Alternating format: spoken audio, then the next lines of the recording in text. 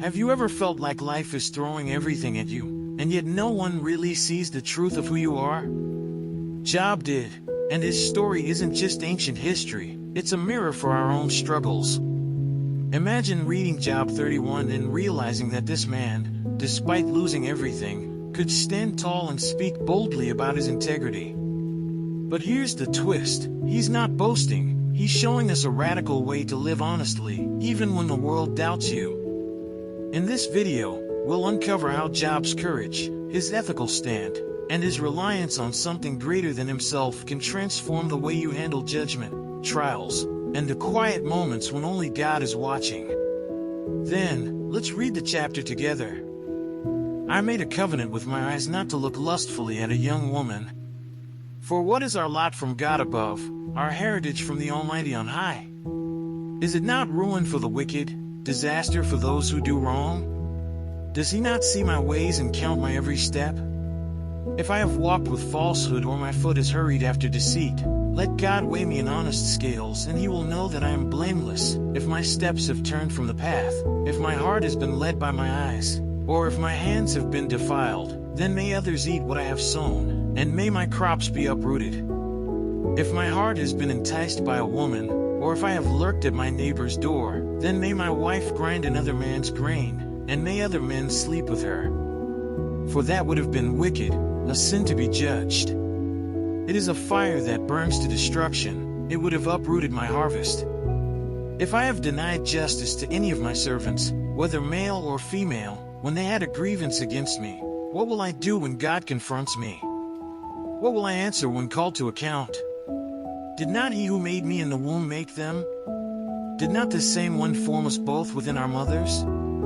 If I have denied the desires of the poor or let the eyes of the widow grow weary, if I have kept my bread to myself, not sharing it with the fatherless, but from my youth I reared them as a father would, and from my birth I guided the widow, if I have seen anyone perishing for lack of clothing, or the needy without garments, and their hearts did not bless me for warming them with the fleece from my sheep, if I have raised my hand against the fatherless, knowing that I had influence in court, then let my arm fall from the shoulder, let it be broken off at the joint.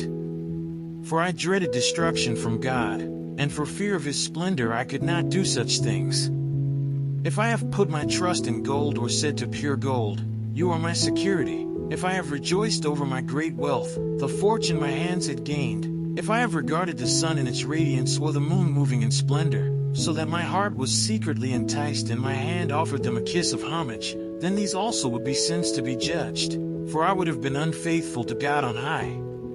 If I have rejoiced at my enemy's misfortune or gloated over the trouble that came to him, I have not allowed my mouth to sin by invoking a curse against their life. If those of my household have never said, who has not been filled with Job's meat? But no stranger had to spend the night in the street, for my door was always open to the traveler. If I have concealed my sin as people do, by hiding my guilt in my heart because I so feared the crowd and so dreaded the contempt of the clans that I kept silent and would not go outside, oh, that I had someone to hear me. I sign now my defense, let the Almighty answer me, let my accuser put his indictment in writing. Surely I would wear it on my shoulder, I would put it on like a crown. I would give him an account of my every step, I would present it to him as to a ruler. If my land cries out against me and all its furrows are wet with tears, if I have devoured its yield without payment or broken the spirit of its tenants, then let briars come up instead of wheat and stinkweed instead of barley. The words of Job are ended. Let's say a quick prayer to thank the Lord for his mercy. Lord, thank you for opening our eyes through this study of Job. Thank you for showing us what it means to live with integrity, to care for others, and to rely on your righteousness rather than our own. Help us, Father, to put these lessons into practice each day, to guard our hearts, act justly, and serve others with humility. Remind us in the quiet moments and the busy ones that you see every choice we make, and guide us to live in a way that honors you. Amen. So, after diving into Job's life and reading these powerful chapters, what's your takeaway? Are you ready to examine your own actions, measure your integrity, and embrace the idea that true righteousness isn't just about what we do, but about relying on something far greater than ourselves?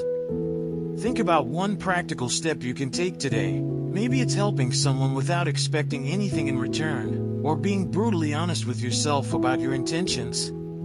Job's story challenges us to act boldly, live ethically, and trust in God's perfect judgment.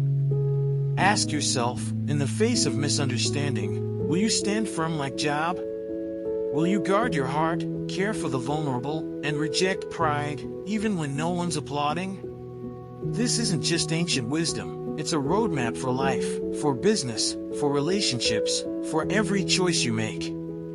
The real question is, are you ready to apply it? If you found these insights valuable, don't forget to subscribe to the channel and turn on notifications, so you won't miss the next deep dive into life-changing biblical truths. Let's keep exploring together and uncover the lessons that can truly transform how we live, think, and act every single day. And, as always, don't forget to check the last video and learn more about the scriptures.